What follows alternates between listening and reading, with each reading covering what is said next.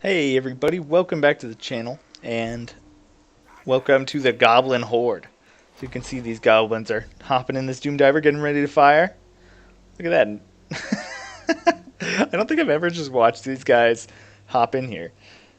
But he's going to pull his own little catapult. I think let's watch him go. But we do have a Goblin versus Bretonnia, in this case Bordeleaux, matchup today. Very interesting matchup, and we are playing at a very, very low funds level. So it definitely helps Gobbos fight when, armies cost a little bit less, because they're so cost effective they can really do their job. We can watch as these guys go soaring, and we'll catch up with them as they land. But you can see I have a pretty typical goblin army.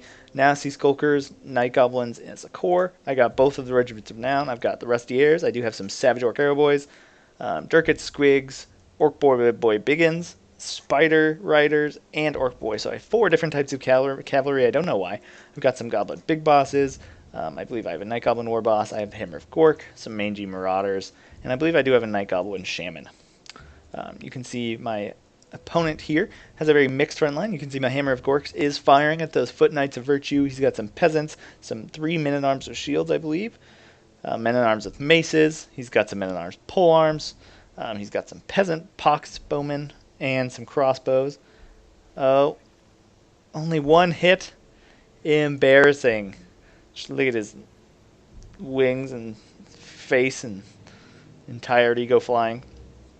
Didn't actually do that much damage, but definitely fun. He's got a couple of, I think he's got 1 paladin on foot.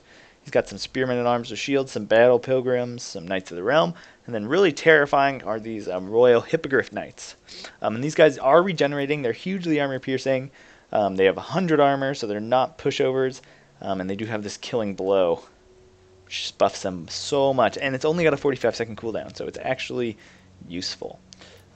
But you can see my Morgoths and Mangy Marauders are going to start prodding, but shooting these guys is pointless because in this mod they do have unlimited regeneration. So I'm literally wasting my ammo. I'm trying really hard to get at these Knights of the Realm. I really want to just have my cavalry not have to deal with his at all and be focusing primarily on either keeping these guys on the ground, keeping Alberic on the ground. He does have Alberic on a flying lord, on a Pegasus.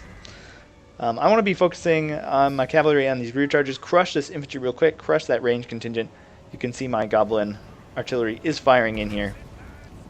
You can see these Foot Knights of Virtue are just taking a beating. These guys do actually have Encourage, so they're definitely a very interesting unit. Combine these guys with a Grail Reliquary, and you can have a pretty amazing core without a general nearby. So it's very helpful for Bretonnia, especially because they have these flying lords. Over here, you can see trying to posture up, trying to save my Mangy Marauders. I was worried they would catch them, so I kind of just postured up and then pulled back once I knew my Goblin Riders were safe. So you can see now my army's going to push past my own artillery and get some counter charges here. You can see I've done some nice damage on those pox arrows. I believe my Warlage boys can be poisoned, you can see, because they are not actually a poisoned creature. But you can see these very expensive Foot Knights are going to just get stabbed by these angry stabby goblins. They're already so low health, they are actually going to be wiped off the field here.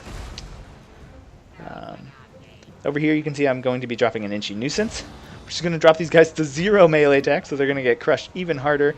Over here I'm going to rush this Paladin with some of this armor-piercing stuff, and I'm going to just crush this guy. You can see my Goblin Big Boss in this mod actually does have armor-piercing damage, so this is going to be pretty good for me. And I do charge these Spider Riders into these guys. I'm just trying to get them to not help their Paladin out here. And I don't know if Spiders count as large, but I don't think so. So you can see here, Foot Knights of Virtue are off the field. You can see these Peasant Mob routing. These Warlord boys are, the Apex Loonies are going to be on Alberic. And this is looking pretty good for me. You can see the Cavalry and the Hippogriff Knights have not engaged yet, which is good. And I should be switching my Doom Diver onto this Peasant Bow with Crossbow if I know what's good for me. Over here you can see he is going to get a nice charge, or actually I'm going to get my counter charge here. But Durkit Squigs are going to lose here. They are not meant for anti-large, so they do have armor piercing in this mod. And you can see my Boarboy Biggins are going to come in here, and these guys definitely need to pull them out. I can't believe I let them get caught there. Definitely just a micro mistake. And you can see here these men-at-arms, the polearms, are going to finish off these Nazi skulkers with the help of these battle pilgrims. So I'm going to get a nice counter charge here with my goblins. But you can see what I'm going to do here. I'm going to bring my Night Goblin Shaman in here, and then I'm going to pull my archers back and then shoot in while my hero is holding him up. So definitely a good tactic. It only works if your enemy is not paying attention. And so over here you can see I am slowly kind of losing on this side with these Royal Hippogriffs. I've done some nice damage to these Knights of the Realm though. And I'm really lucky here he's not engaged as men-at-arms. You can see the peasant men-at-arms crossbowmen have been finished off. And now look, I'm going to turn both of these archer units on this blob, and they're just going to watch their models just drop. They are just going to get melted because their backs are turned. Oh man. And so they're going to rout almost instantly. Great use of a kind of caster here. So look at those guys. A very, like 500 gold unit there. Gone. You can see the paladin over here. I've managed to just swarm. Over here I'm just kind of trading. Not a cost-effective trade for me, but I just kind of knew I was winning elsewhere, so that was kind of okay. And you can see here, since these battle pilgrims, their back are turned, and I finished those men-at-arms, I'm just going to start shooting into these guys' backs, because they are unbreakable, so you do have to get them off the field kind of early. You can see I am going to rout and slaughter my own Night Goblins here, but we're goblins, so what do you expect? Over here you can see, looks like I finished off these Knights of the Realm. I was constantly casting Sneaky Stabbin' on these Orc Borbo Biggins to try and make this guy big, and I think I killed like a ton of just orcs there, so definitely not the best for me. And you can see catching Itchy Nuisance here to kind of swing this fight in my favor. Here you can see this blob is going pretty good for me. The AP Cloonies are unbreakable, so this is ideal. I want as much stuff on an unbreakable unit as possible, but he's going to be smart, pull his men-at-arms off. But that happens to me all the time. You issue an order, and then since too many of them are stuck in battle, they just ignore it and go back. That is so annoying when that happens. So it's going to allow these guys to just kind of reform ranks behind. And then, yeah, these guys are just going to rout. It's just army losses at this point. You can see Alvaric is getting gunned down there. Nasty Skulkers, look at them. All angry with their little pokey things. The Warlords boys, actually, with a lot of units left here in the middle. And yeah, now it's just these battle pilgrims, and you can see my artillery is firing at them. And we can just kind of watch as this happens. These guys get, like, blown to smithereens. Trying to dodge. Yeah, yes. Poor unbreakable battle pilgrims. But great game to Steel Faith. Actually, the creator of the Steel Faith mod.